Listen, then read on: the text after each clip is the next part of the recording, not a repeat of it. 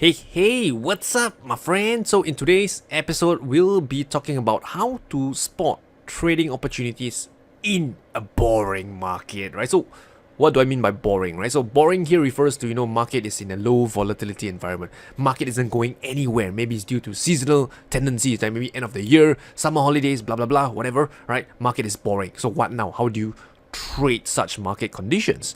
So, there are a few tips for you, right? Number one, change your time frame, right? Here's the thing: if you see that the market is boring on a daily or the weekly time frame, if you change time frame to, let's say, the 4-hour time frame, the 1-hour time frame, things will look pretty different, right? There will be range for you to trade. There will be price structure, right, that you can look to trade off, where it previously on higher time frame it might not be visible. So the first tip that I have for you is to change your time frame. If the daily, weekly is boring, try going down to the 1-hour time frame, the 4-hour time frame. You might get a different set of picture altogether.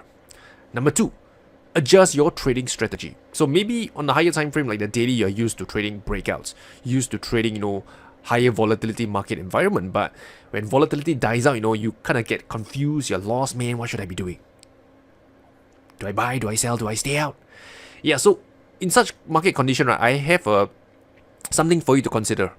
Since you know that the daily time frame, let's say it's in a low volatility environment, the range of the candles are pretty small, it seems that it's very difficult to make buying and selling decisions because the range is just so small. So what you can do is to go down to a lower time frame, maybe the 15 minutes or the 1-hour time frame, right? Because when you see such a tight consolidation on a higher time frame, chances are on the lower time frame, right, that tight consolidation, right, is actually a range. So you can actually plot out your support resistance, right, the highs and lows of the range. And once you have plot out the highs and lows of the range, you can look to buy support and sell resistance. Now, I know this is asking quite a bit because you're actually moving from a higher time frame trader to a like a day trader kind of transition. So again, do this only if you're comfortable, and this is just a suggestion, right? By changing your different strategy, right, according to the time frame. Okay, and third thing, right? If you're not comfortable, swapping from a higher time frame to a lower time frame, then guess what? You don't have to trade that particular market that you're used to, right? Go and trade other markets. Just because, let's say, the FX market is boring doesn't mean the stock market is boring. It doesn't mean that cryptocurrencies is boring. It doesn't mean the futures market is boring, because those markets, right, might have action. Volatility in those markets might be, at a really good level where it's favorable for your trading style. So don't just focus on one market. Don't just, let's say, trade FX, or don't just, let's say, trade a particular stock, right? There's a lot of markets out there, and these days, right, as a retail trader, one brokerage platform can give you access, right, to so many markets. So keep your eyes peeled open, right, to opportunities out there. Don't just stay comfortable with one or two sectors, because really there's a lot out there.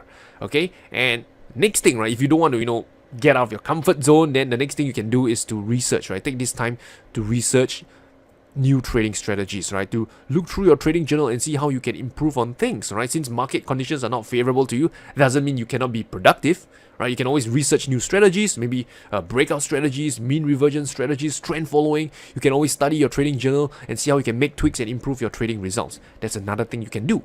And another thing you can do is go fishing, right? Okay, so if you don't want to be trading and market conditions are not favorable, then hey, guess what? You don't have to be trading, right? You don't have to force trades when market conditions are not favorable. Go fishing, go lift weights, go do things you love. Come back again, right, when the markets are more favorable to your trading strategy. And the last thing to bear in mind is this, is that yes, markets can be boring, right? Every market, they have their cycle, right, moving from low volatility to high volatility environment. But the key thing to note is that it won't stay boring all the time. In fact, the more boring it is, right, the greater likelihood, right, that you expect, right, explosive action, right, in the coming future. Okay, that's how volatility works. Where when it goes to low volatility environment, volatility is about to pick up, and when it picks up, right, then it will start to transit into a low volatility environment, and vice versa, right? So don't expect the markets to be boring forever. Keep your eyes peeled, right, alert to any potential trading opportunities that could come sometime soon. Okay, so a quick recap: number one, you can always change your time frame if the market is boring. Number two, you can adjust your trading strategy. Number three, you can trade other markets like stock, futures, forex, whatsoever. Number four, research new trading strategies. Go through your trading journal. And number five, go fishing, right, if there's nothing for you. So with that said, I wish you good luck and good trading. I'll talk to you soon.